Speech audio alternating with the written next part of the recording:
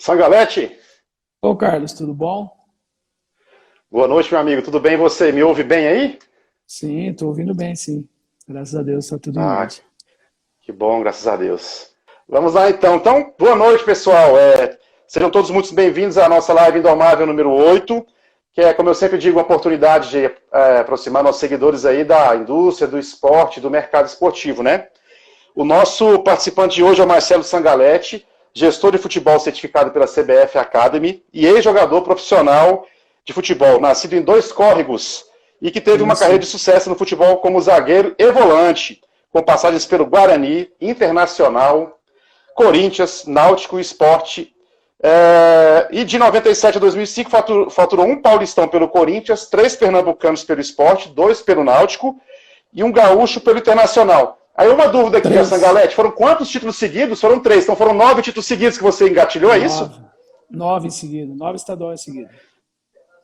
Então, assim, o Passo já te saúdo aí, te dou uma boa noite, agradeço pela presença e pela disponibilidade e abro para você falar um pouco da sua carreira, da sua história e começar com essa história desses 9 títulos seguidos aí, cara, que eu acho que é para poucos um êxito desse, viu? De Sim, carreira, sim. né? Em sequência, não foi isso? É uma sequência. Mas eu comecei a minha carreira na base, né, do 15 Jaú, uma cidade próxima de Dois Córregos aqui. Joguei por 4, 5 anos na base. Depois eu fui para o Juventus, da Rua Javari, de São Paulo. De São Paulo eu fui para o Guarani eu fui para o Corinthians eu fui para Recife, né? Uma cidade maravilhosa, lá das praias bonitas de Recife. Fiquei 3 anos no esporte, depois eu fui para o Santos também, joguei um brasileiro de 2000 para o Santos. Voltando, joguei dois pernambucanos para o Náutico, alguns brasileiros para o Guarani, e após eu fui para o Internacional, onde joguei por 3 anos, aí encerrei minha carreira no Internacional. Os títulos conquistei em 97 no Corinthians, né, o primeiro título estadual.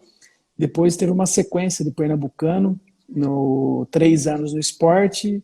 Depois eu entrei na Lei Pelé, né? Naquela época estava entrando na Lei Pelé, eu consegui o direito na justiça, né? Para poder pegar o Você conseguiu passe na rescisão época. direta, Sangalete? Sim, Foi sim. rescisão Na direta? época, na Uhum. época foi uma tutela antecipada, né? Eu acho que eu fui, se eu não fui o primeiro, eu não fui. Acho que eu fui o segundo atleta. Parece que foi o Juninho Pernambucano que entrou e eu Ó, fui um segundo atleta a entrar nessa nova lei e adquirir o passe para poder atuar em outra equipe, já que estava meio complicado para renovar meu contrato. E de lá eu fui para o Náutico, já tinha uma conversa com o Náutico, joguei o Pernambucano em 2001, brasileiro no Guarani, voltei em 2002 com o Muricy, depois o Muricy me convidou para ir para o Inter, né, onde joguei 3 anos, consegui 3 títulos, e parei devido à lesão, devido a desgaste que eu tinha na lombar, né, eu tinha uma lesão lombar, e em seguida o Inter foi campeão Libertadores e Mundial com o elenco que eu participei quase totalmente, tirando o Muricy, que entrou o Abel, mais os 3, 4 atletas. Mas foi uma carreira boa e com bastante vitórias. e nessas trocas dessas passagens por clubes e depois nas trocas, todos eles você foi campeão dos campeonatos regionais aí durante 9 anos seguidos, foi isso? Dois pelo Sport, pelo Náutico, depois pelo Inter. Foram Isso. três? Corinthians, 3 no Corinthians. Sport, 2 no Náutico e 3 no Inter. E uma Copa Nordeste também pelo Sport. Falando de Copa Nordeste, como é que você avalia assim, a Copa Nordeste, Sangalete, que é um torneio diferente, já falamos sobre isso aqui na Invictus, né? Ele é um torneio regional, né? Que não é um campeonato, um torneio nacional, nem é um estadual, mas ele consegue ali polarizar bem com a região, né? A rivalidade local dos clubes ali, né, cara? É um campeonato interessante, né? Tá, Eles dão valor no Nordeste, né? é um campeonato que mexe muito com o Nordeste. Me parece agora que vai voltar com a sede só em Recife, se eu não me engano. Parece que está para resolver isso, que esse ano volta lá só para ficar numa sede só. Mas é um campeonato bastante disputado, financeiramente interessante para os clubes, né? Lá os clubes do Nordeste sempre o público comparece em peso, né? Tanto Bahia, Vitória, Uhum. Fortaleza, Ceará e os times também sem tanta expressão aparecem também, juntamente com os pernambucanos que são fortes. Então é um campeonato que todo mundo gosta de disputar e que dá bastante visibilidade para o clube e para o atleta também. Com certeza, excelente. Começar já, viu, pessoal, aqui, Sangalete? Vamos ver. A Áurea está te cumprimentando aqui, o Edilson dando boa noite. Nosso colega de curso da CBF, o Thiago, entrou também, está dando aqui a saudação para a gente. O Edilson está dizendo, Sangalete teve ótima passagem pelo Corinthians, brilhante carreira. Renato Natella. Sim, na tela, treinador de futebol de salão aqui, um grande profissional, dá aula para o meu filho aqui, excelente pessoa. Exemplo de... Isso, Sangalete, exemplo de profissional de ser humano, mas o Luiz Gabriel é mais habilidoso. Ele quer dizer que isso aqui, Sangalete. Luiz Gabriel é meu filho. É seu filho, né? Meu filho é canhoto, é onde ele iniciou a escolinha com na tela, né? E hoje ele está na Ferroviária, está jogando agora parado, né? Pela situação hoje que está tudo parado com a pandemia, mas ele está atuando na Ferroviária, nas categorias de base da Ferroviária. Top. Ó, o professor Nicolas aqui está lembrando, antes do Sangalete encerrar a carreira, já estava estudando marketing esportivo comigo na ISPM. O conheci na ISPM Sul. Está te saudando aqui, professor Nicolas Cavalheiro. Sim, eu conheço o Nicolas. Em 2005, eu tive uma lesão de ombro no Internacional e eu acabei participando, né, também do planejamento estratégico do Internacional. Eu fui o único atleta a participar, juntamente com o Hélio Carraveta, que é um coordenador, um cara que escreveu 4, 5 livros lá. A gente do futebol participou do planejamento estratégico do Internacional para os próximos anos, né? E foi uma experiência boa, que eu, além de participar, eu dei palestra para os funcionários na época, e também participei, fiz esse curso, que era só final de semana, que era um curso da ESPN com uma parceria com São Paulo. Então, naquela época, eu já pensava já em estudar e ter uma amplitude maior, não só ficar dentro do campo, e sim uma geral, para poder continuar no futebol. Cara, esse é um tema que estava aqui justamente no que eu uso para nortear o debate aqui. Pesquisando sobre você, né, nos conhecemos lá no curso de gestão do futebol da CBF Academy. Como é que foi para você sempre essa questão de estudar, de utilizar o esporte não só como um praticante da modalidade, por simples, mas também como estudar do ponto de vista até teórico, acadêmico, como conhecimento, né, e habilidade também? Porque é uma questão que, embora esteja melhorando no Brasil, ainda nós temos dirigentes, jogadores, né, e treinadores que pensam que não precisa estudar no mundo de hoje, assim, que não é tão fundamental o estudo, né, mas a prática em si, ou aquele estudo do dia a dia, né, prático do dia a dia. Você já jogou começou a carreira há muitos anos atrás, e já tinha isso, pelo que eu andei pesquisando e vendo você, bem forte dentro de você, né, essa questão de estudar, né? Sim, quando eu jogava no 15 Jaú, eu já fazia paralelo à base que eu fazia na época, teoria de base, eu fazia faculdade de educação física, onde eu me formei. Quando eu fui para o Juventus, eu já me formei com a faculdade de educação física. Naquela época, treinava de manhã, treinava à tarde e fazia faculdade à noite. Bom, pensando para o atleta dentro do campo, o raciocínio se torna mais rápido. Você fala que você joga com os pés, mas principalmente você tem que usar muita cabeça para jogar futebol.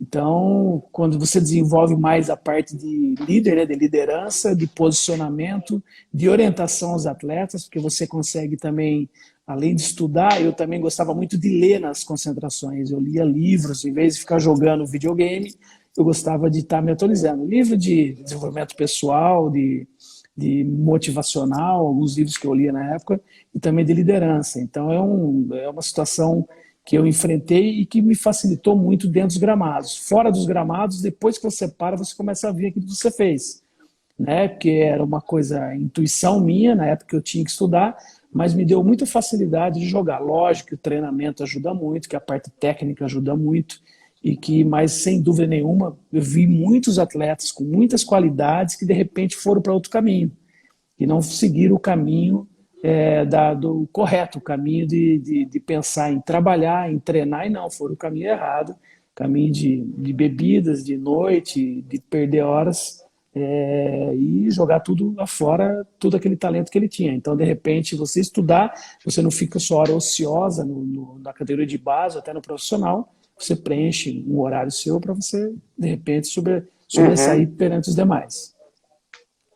E falando um pouco do conhecimento da educação física, Sangalete, o que você mencionou há pouco aí sobre isso, qual que é o resultado disso em campo? É mais de aspecto de localização, de conhecimento do corpo, de desenvolver melhor suas habilidades, elasticidade, a parte motora? O cara conhecer isso também, não só do treinamento ali do fisioterapeuta e do pessoal ligado mais a essa questão do próprio clube, mas ele estudar isso também.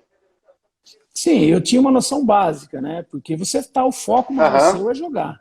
Você faz a faculdade sim. paralela para uma situação, de repente, da sua carreira não ser tão boa assim, você terminar antes da sua carreira. Então, você está preparado para uma outra função.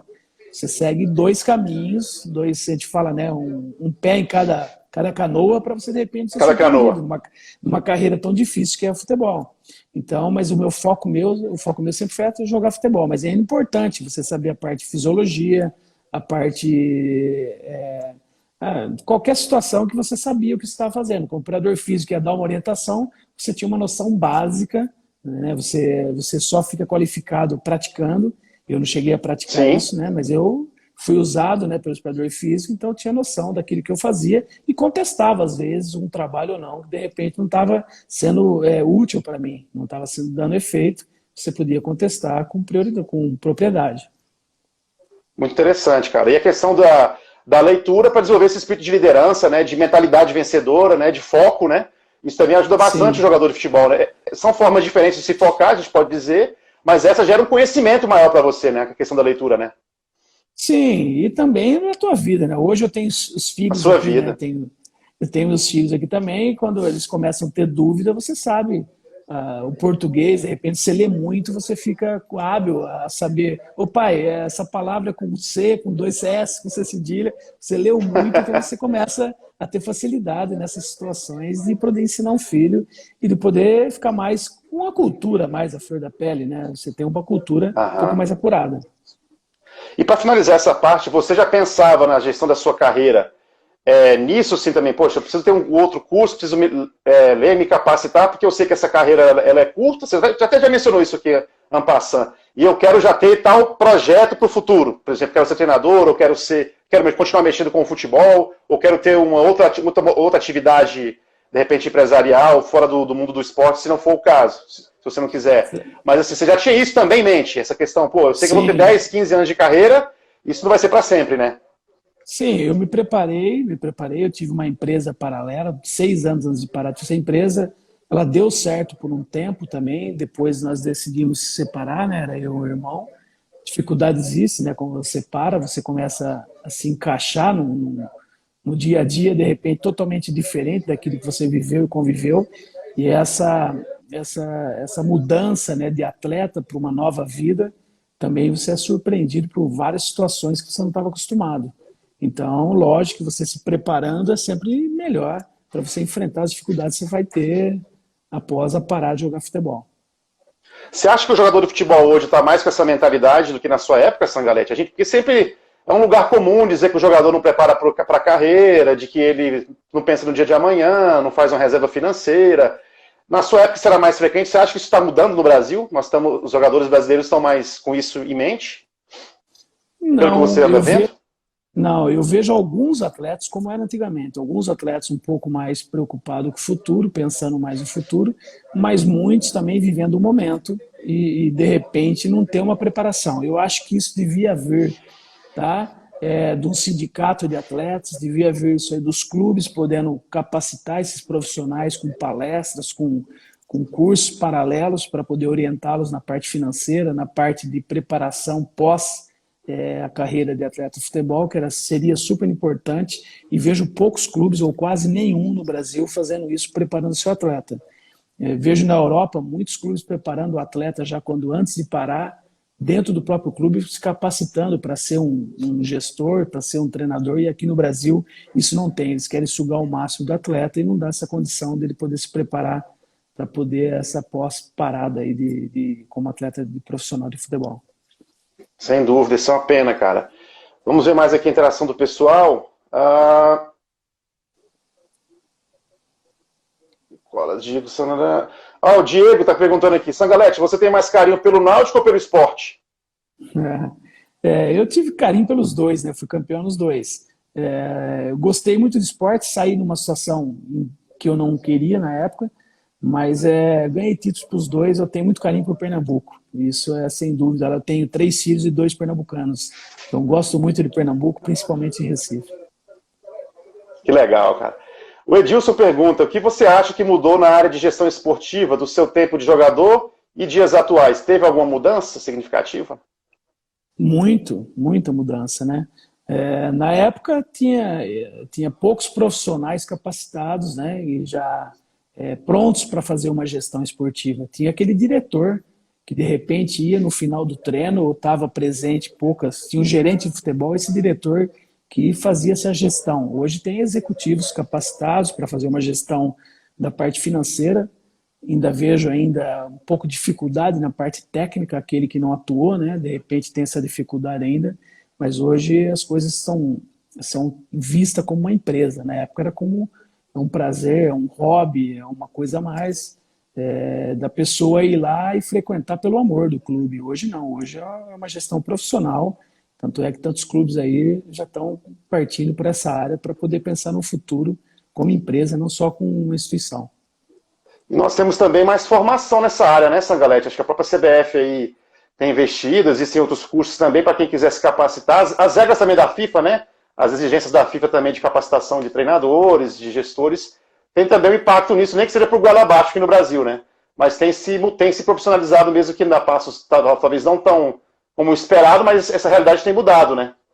Sim, na época eu fiz, antes do curso de gestão que nós fizemos juntos, eu fiz na Federação Paulista, acho que foi 2011, 2010, eu não lembro direito. E eu fiz também o mesmo depois que passou para a CBF, mas era um curso parecido na Federação Paulista. Não tinha tanta procura, mas era um curso que te qualificava de alguma maneira. Mas eu sentia sempre assim a dificuldade, nós que já estávamos no futebol, já via uma visão diferente. Você via a gestão, a logística do dia a dia, a logística do futebol, a logística do jogo, dos treinamentos. Então a gestão era muito mais teórica e faltava um pouco a prática. E ainda vejo que nós fizemos ainda o curso de gestão, falta um pouco a prática, de se conviver no dia a dia, Sim. de como que é esse dia a dia para você enfrentar. Porque daquilo lá que nós fizemos é um baita de um curso, mas eu acredito ainda que falta um pouco você conviver e você viver com uma situação de prática para você saber se você tem condição de ser um gestor de qualidade ou não. Com certeza. Davidson Luiz pergunta, Sangalete, como o gestor de carreira faz para controlar o fator extracampo dos seus jogadores, sendo que isso pode gerar um marketing negativo na carreira deste atleta? Bem, você tem que estar presente dia a dia. Você tem que estar sabendo a hora certa de falar com esse atleta, na hora certa de elogiar esse atleta, na hora certa de conversar com esse atleta e não de impor alguma situação para esse atleta. Você tem que desenvolver ele com perguntas, né, com elogios, cobrança, a gente tem que saber cobrar.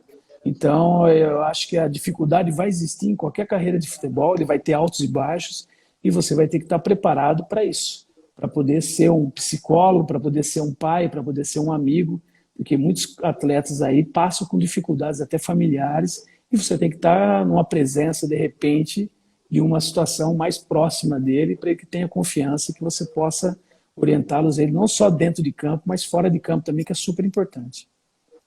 Certo. Sangalete, você encerrou a carreira em 2005, né, salvo engano, você me falou lá no Inter. E como é que foi a transição Isso. sua? Como é que você elaborou isso? Como é que foi o processo para você... Você, né, atuou como dirigente esportivo, como treinador também. E hoje, como é que você está atuando nessa parte do futebol? Em qual parte especificamente? Eu estou começando ainda, né? Eu fiz o curso da CBF. Eu parei por um tempo, que eu tinha uma empresa, depois eu encerrei essa empresa. Comecei a fazer o curso da CBF em 2015, a licença B eu fiz, né? A licença A como treinador, eu queria me atualizar, eu estava um pouco a tempo, né? Fora do futebol, queria me atualizar, ver como é que estava o futebol naquele momento. Fiz o curso de gestão, então eu estava me preparando para poder voltar ao futebol. Fui gestor do Pelotas, né? Depois que eu saí do curso de gestão, fiquei 5 meses em Pelotas, mas uma dificuldade tremenda de você montar uma equipe em 5 meses, dar resultado para a empresa, para o clube em si, né? Também você deixar alguma semente em 5 meses é muito difícil, você não tem um planejamento a médio, a longo prazo. Então era um trabalho a curto prazo, você tinha que o objetivo era não cair para a segunda divisão, para manter na primeira divisão, e nós conseguimos manter. Mas uma dificuldade tremenda.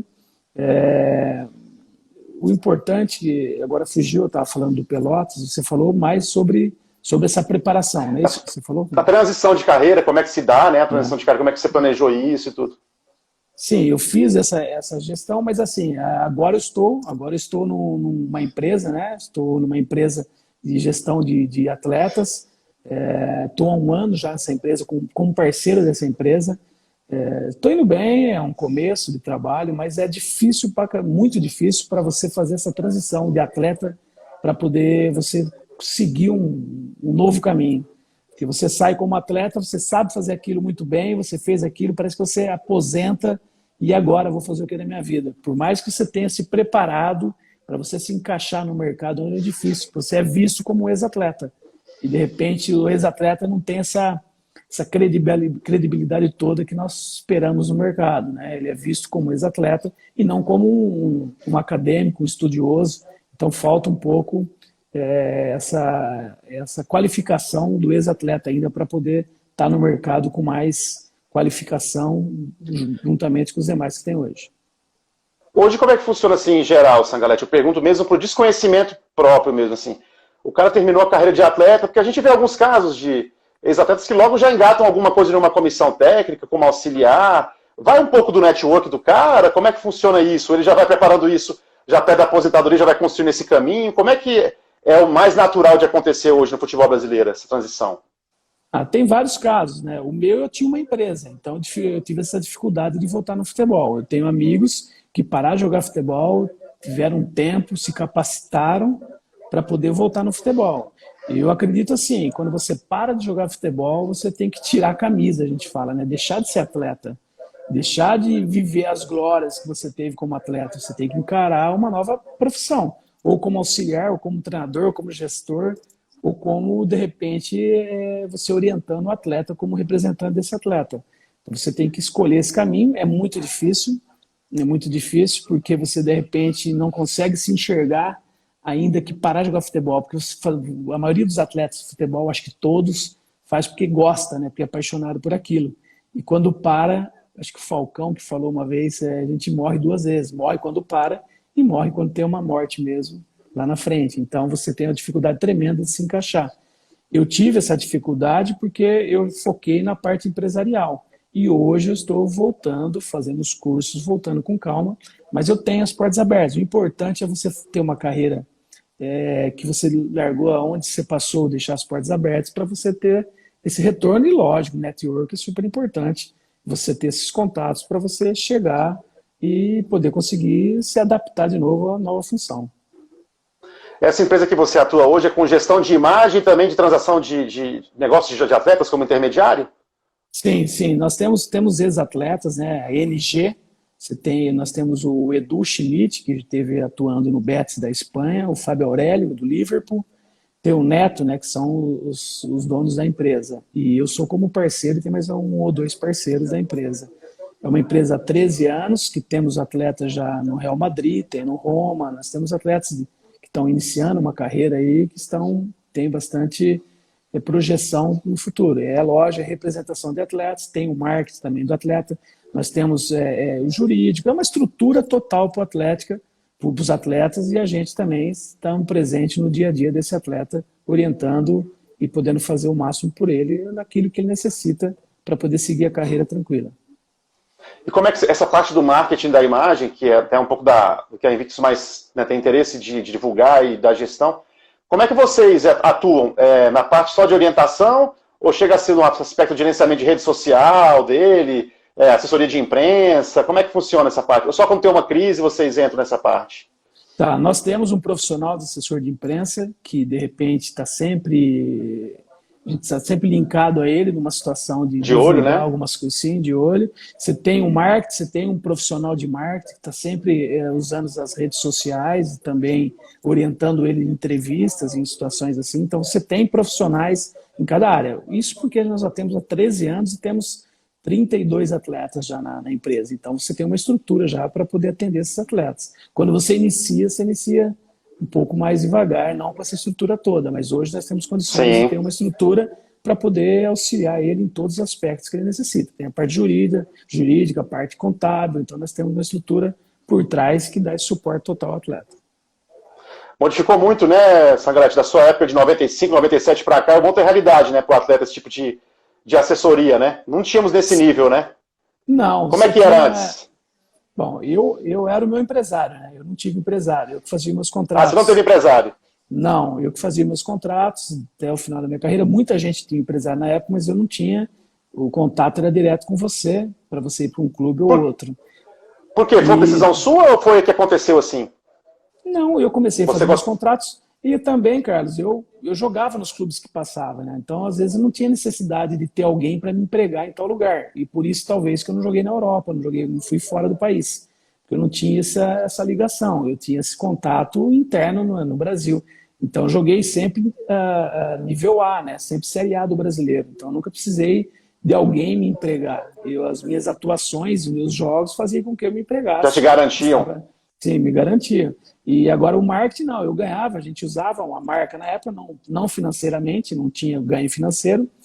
Uma vez no Guarani eu tinha, porque tinha um patrocinador, era um patrocinador do clube, e pegou 3 atletas, eu ganhava por mês um valor X para poder jogar com a chuteira, que era a marca do clube.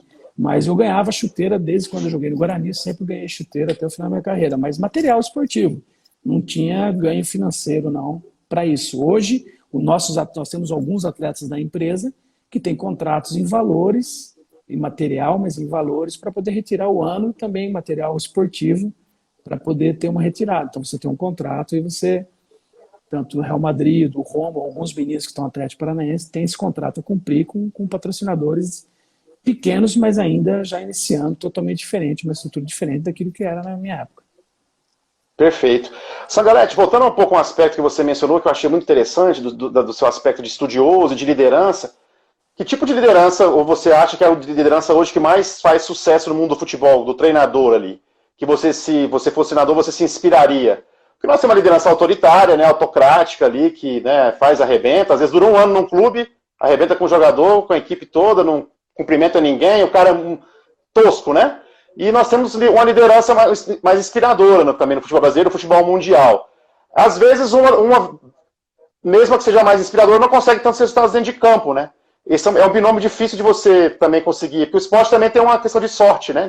Do imponderável no futebol, né? Mas você, especificamente, que tipo de liderança você acha que dá mais resultado sustentável num time de futebol? Mais um aspecto do treinador mesmo.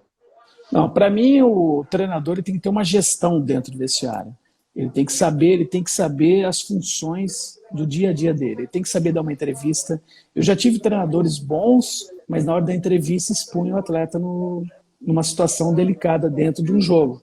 De repente não foi bem, apontava o erro dele no jogo. Então eu acho que a autoritária também é a curto prazo. Você tem um autoritário, você tem que ter treinadores que dão exemplo, que saiba dar treino, que saiba motivar os atletas, que não precise de algo a mais que venha de fora, e sim, o dia a dia dele é motivacional, você trabalha com motivacional, você gosta de fazer aquilo, você conseguir manter, a maior dificuldade é manter todos já focados, 30 atletas, 28 atletas que ele tem no plantel, você não fazer diferença de um de outro, e você ter um profissional capacitado em todas as áreas, de conhecimento da parte fisiológica, da parte nutricional, um cara que tem a noção de gestão. Hoje eu vejo, hoje o Tite tem muito isso, ele sabe ser líder da sua própria equipe e também ele sabe lidar com os profissionais que estão lá dentro. Não porque ele é treinador da seleção, mas ele sabe lidar com a imprensa, ele sabe lidar com os profissionais, ele tem uma noção de gestão ampla daquilo que ele faz, não só dentro Ele conhece o sistema todo, né? Ele domina o sistema todo, ele entende como cada peça se relaciona, né? As consequências, né? Sem dúvida. É um gestor que a gente sabe, um gestor de pessoas. E isso é importante você saber, você ter isso, porque não adianta você ter conhecimento técnico, tático dentro do campo e não saber fazer gestão de pessoas, não saber se relacionar dentro de um todo. E você, como jogador de futebol, como ex-jogador de futebol, qual foi o treinador que mais chegou perto disso, ou que mais te inspirava, ou que você mais gostou de trabalhar? Vamos falar dos bons exemplos, né?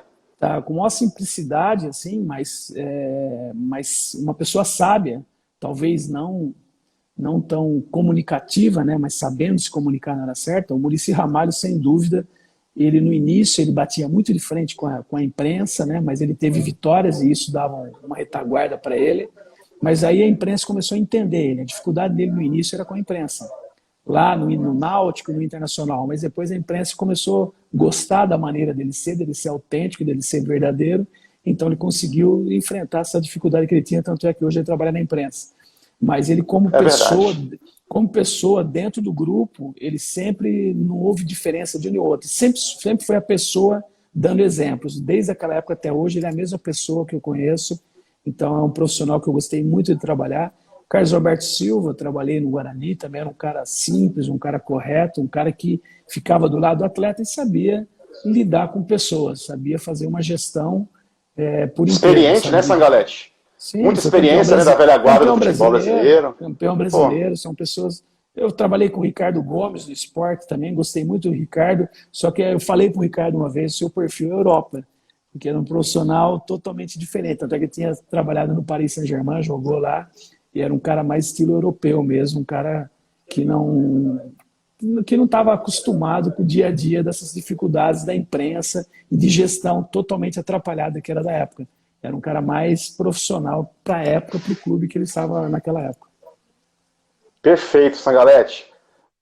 Vamos mais ver aqui. Sangalete Pereira entrou, dá um oi.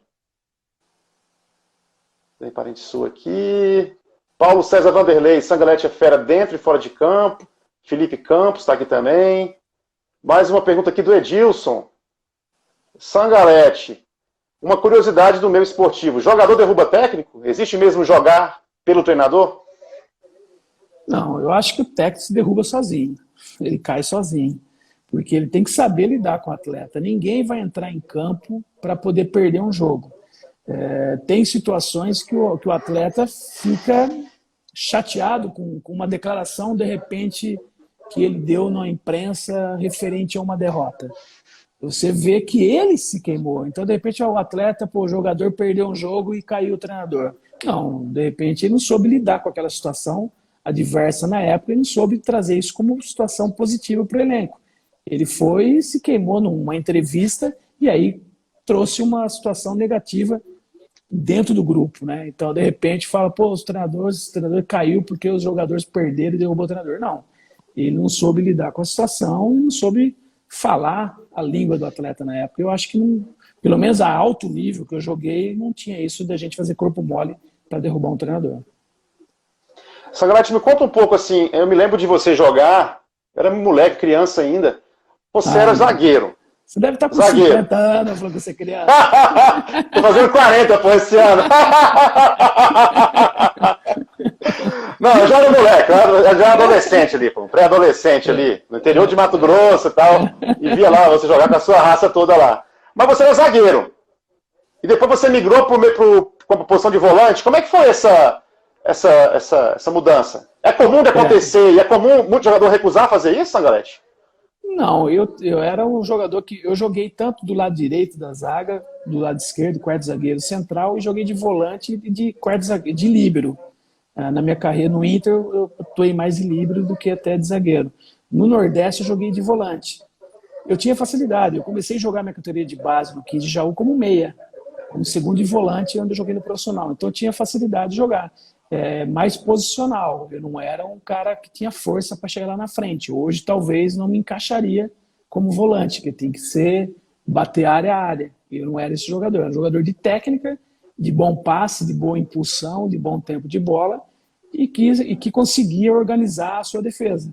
Eu conseguia organizar tantos atletas para poder estar atento numa situação de contra-ataque, numa situação onde a gente estava sempre atento. Então, era um líder que poderia... Que era, né, útil para a sua equipe e para o treinador também. Agora, eu não tinha dificuldade de jogar tanto na zaga como volante. Eu acho que, para mim, a facilidade era comum jogar em uma ou outra. E, assim, é uma pergunta também, novamente, de ignorante que não jogou futebol profissionalmente, né? Não tem a menor aptidão. Qual que é o limite que o cara pode ir, por exemplo, um zagueiro? Ele pode jogar de volante, pode jogar de meia, até, de repente, de uma lateral direita, ali improvisado, mas ele nunca vai ser um atacante, por exemplo.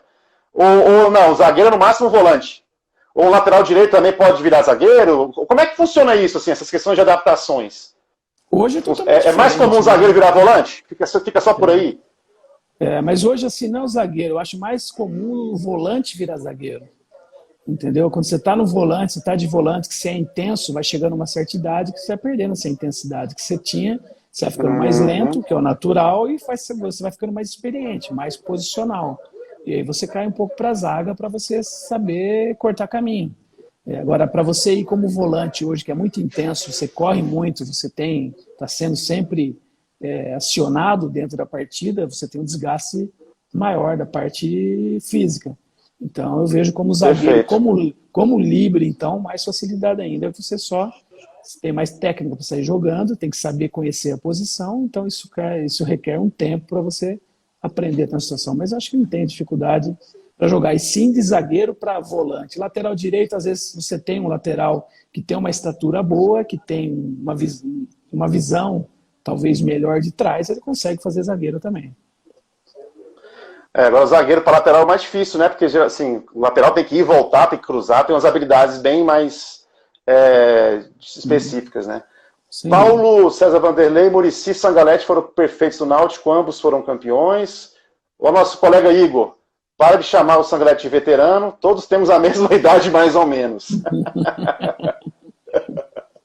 O melhor volante que passou pelo Náutico, boa Sangalete, participou da reconstrução do Inter.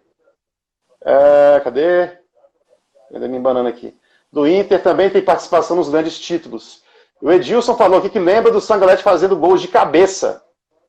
Era especialidade sua, Sangalete?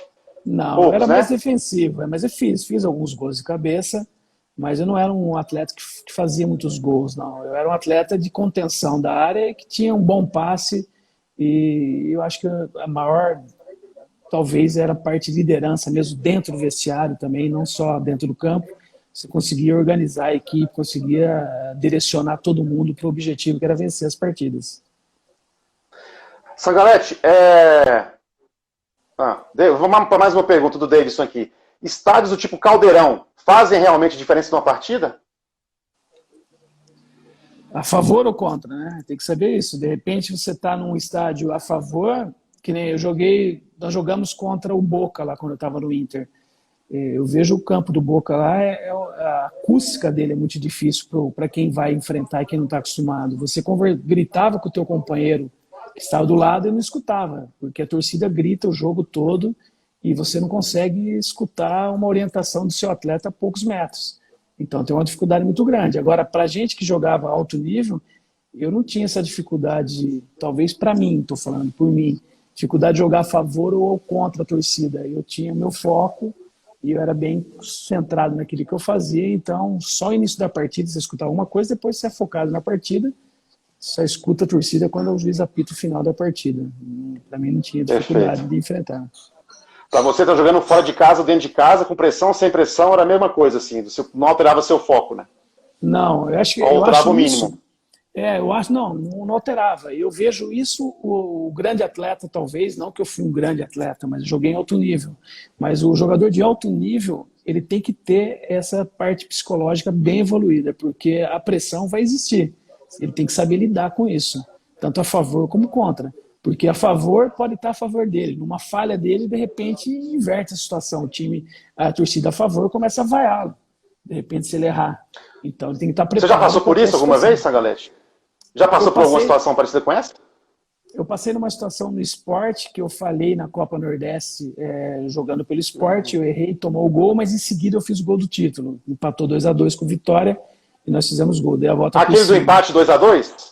Isso. Eu lembro. Sim, eu fiz o gol. E teve um jogo, um campeonato no Internacional contra a Ponte Preta, que teve um atleta que foi desligado da equipe e na imprensa ele falou muita coisa, falou de todo mundo, falou que eu estava fazendo coisas na equipe que de repente não era agradável para ele, e aí isso na imprensa gerou um bafafá danado, e no jogo a gente sem saber de nada, quando eu errei eu sentia que a torcida me vaiava, mas eu me equilibrei e consegui atuar da maneira que, depois que eu fiquei sabendo o porquê que a torcida estava me vaiando, mas eu consegui me concentrar dentro da partida e consegui tirar de letra. Como é que foi assim, o sentimento, cara, quando você cometeu aquela falha e minutos depois foi lá e deu a volta por cima e fez o gol que garantiu o título? O que você sentiu na hora, assim? Como é que foi a reação da torcida e a sua reação, assim, na hora? Sim, é uma coisa rara, né? Não, porque é raro. A torcida, eu não estava acostumado a errar. A torcida do esporte, eu era o capitão da equipe na época, e eu não tinha, eu sempre, na minha época, eu não tinha analista de desempenho, mas eu jogava, eu procurava auxiliar técnico que anotava as passes errados, as jogadas erradas, eu sempre procurava ver para poder corrigir na próxima semana. Eu me cobrava muito. Então não tinha tanta falha assim. Foi uma falha de posicionamento, que eu tive que entrar como zagueiro na época eu jogava de volante, fui tirar a bola e errei, bateu na canela e o cara fez gol. Foi uma falha grotesca, talvez porque era final, mas era uma falha normal que qualquer zagueiro tem. Mas a torcida ficou quieta, não falou nada, mas eu consegui. Na hora você sente um baque, mas depois você sabe que você tem que dar a volta por cima, que as coisas continuam. Talvez se eu fosse um menino de 17, 18 anos, talvez sentiria uma pressão maior. Eu já tinha os 25, 26 anos na época, eu já tinha experiência para poder dar a volta por cima, e tanto é que eu fiz o gol. Qual foi o atacante mais difícil que você marcou, Sangalete, o jogador? Romário. Ou alguns, uns dois? Romário? Romário e Denner. Quando o Denner é da mesma idade, né? A gente tem a mesma idade e a gente jogava a base contra a Portuguesa. Eu estava no 15 de Jaú e na Portuguesa enfrentei algumas vezes. E no profissional, quando eu estava no Juventus, joguei contra ele. Era muito rápido, muito ágil, né? Muita velocidade, saía para os dois lados. Era muito pequenininho, difícil de marcar. O baixinho é muito difícil de marcar. Ele é muito rápido, muito explosivo. Então, de repente, para zagueiro principalmente, né? Porque ele se movimenta muito rápido. O Romário era muito dentro da área, era 50% de aproveitamento. De duas ele acertava. O Romário era o cara letal, né? Letal, Sem né? dúvida. Se desse. Isso, se sobrasse pra ele, era gol, né? Era um cara que você fala para ele, é difícil de marcar? Não, era fácil, porque ele era um cara que ele não vinha pro drible. É difícil ele vir e partir para cima com o drible, que nem era o Denner. Mas uma jogada de fundo, uma jogada que se posicionava muito bem, era muito rápido e muito explosivo. Tinha uma explosão fora do normal e posicionamento muito bom. Então, tomei vários gols dele. Olha, o Paulo César Vanderlei está dizendo aqui, sou eu, ex-presidente do Náutico, esse foi um dos melhores atletas que passaram pelo clube, fomos campeões e ele era o capitão. Obrigado pela presença, presidente, pela honra da presença. O Paulo, Sangalete, Paulo, o Paulo. Paulo é gente boa, a gente trabalhou junto lá com ele. É um cara excepcional, né? Tem uma família que a gente conhece lá também, que é um cara digno. E lógico, tem muita saudade do pessoal de Recife e o Paulo, uns amigos que eu fiz lá. Que legal. E ele já emendou com uma pergunta aqui, interessante, Sangalete. A diferença salarial de determinados jogadores, os chamados craques, podem desestimular alguns jogadores ou parte da equipe pelo futebol ser um esporte coletivo? Ah, não, eu vejo que não. Eu trabalhei com atletas que ganhavam altos salários. Eu joguei no Santos, que tinha Edmundo, tinha Rincon, tinha jogadores que ganhavam 10 vezes mais que eu, mas eles tinham o nome deles e era importante para a equipe. Eu, como náutico, o Paulo sabe disso, meu salário era acima dos demais, mas eu era uma peça importante para um todo. Então, se você sabe se posicionar, se você é um atleta que dá exemplo positivo para esses atletas, agora o duro é você ganhar um alto salário e não corresponder àquilo que você ganha. Você, de repente, você entregava, né? Deixar de ser profissional, deixar ir para a noite, que nem eles falavam na época, não ser um profissional digno. Eu brigava por eles. Então eu tinha o meu valor e tinha mostrado isso no decorrer da minha carreira. Então acho que isso não tem tanta dificuldade. Talvez de um clube com menor expressão tenha essa dificuldade de pagar um pouco mais para o outro, mas um clube que chega a um alto nível, você tem altos valores para você investir. Perfeito. Sangalete, um tema que tem muito... né, todo mundo fala sobre isso, essa tal pandemia. Como é que você avalia isso, os impactos para o mundo do futebol? Como é que você avalia, na sua visão, uma questão de eventual retorno, se está na hora, se não está na hora, ou para você não tem nenhuma opinião formada sobre isso? Como é que você avalia esse impacto e o momento de retomada do futebol brasileiro? Tá, primeiro para os clubes, né, o impacto financeiro tremendo, né?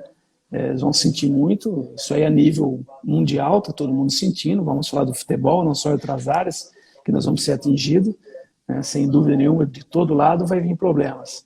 Agora, lado do atleta, uma dificuldade muito grande, de repente, de atleta de base, que talvez está sendo deixado de lado, né? Talvez com a projeção para poder, um ano é uma transição muito rápida, o atleta depende de um ano para evoluir, talvez até de 16 para 17 anos, 17 para 18 é um treinamento que de repente que ele perde muito.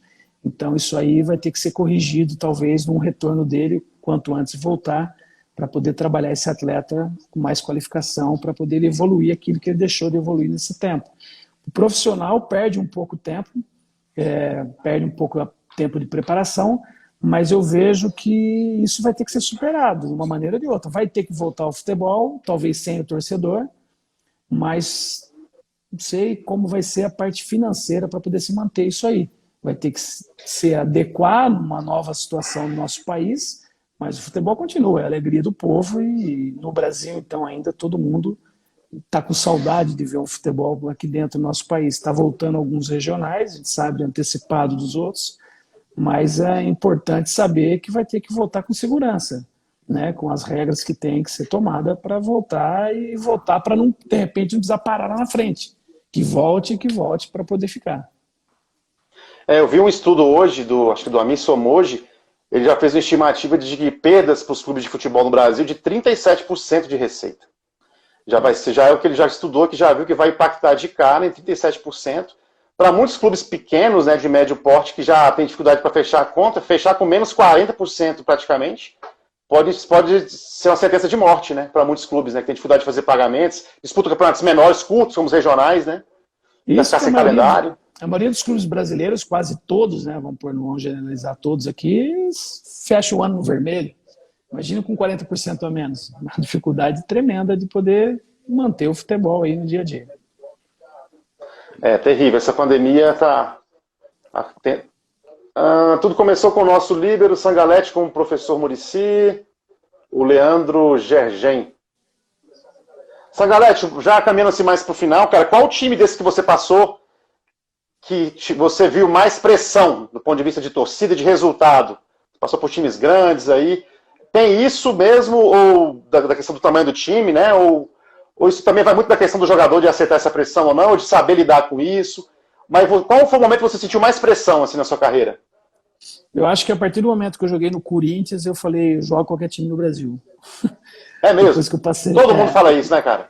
Todo mundo fala isso. Uma pressão tremenda. Na época, eu lembro que teve um jogo que a bola, que o Paulinho McLaren, na época, cruzou e a bola bateu no meu pé e desviou e entrou.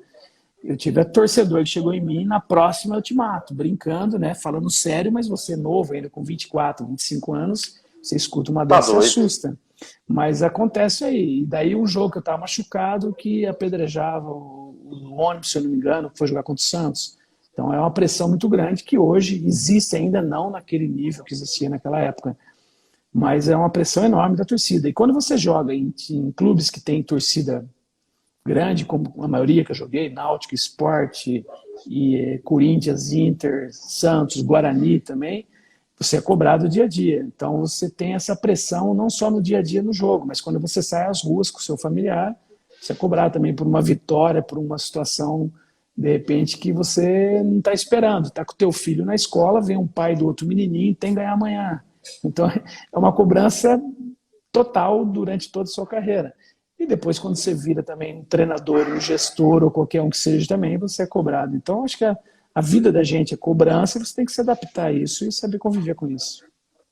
E você já era um jogador conhecido, né? Já tinha um nome, um conhecimento mesmo. Acho que a cobrança ainda é maior de quem não tinha assim, tanto esse conhecimento. Eu estava começando a entrar no mundo do futebol, né? Você tinha uma visibilidade, já um nome já consagrado. Essa cobrança, acho que por onde você passasse, devia existir esse tipo de situação, né? Que você menciona, né? Sim, mas eu já tinha uma cobrança minha mesmo. Eu me cobrava de poder estar atuando dia a dia. Porque o futebol, quem quer enfrentar uma carreira dessa tem que saber que ele vai ser cobrado e ele vai se cobrar dia a dia. Nos treinamentos, para uma evolução, a cada jogo, de repente, a cada atuação dele, ele tem que procurar ser o melhor. Só quando você para mesmo de jogar, você vê que de repente parou e você acaba aquela adrenalina do dia a dia, aquela cobrança que você tem constante, independente do clube que você está enfrentando ou que você está atuando.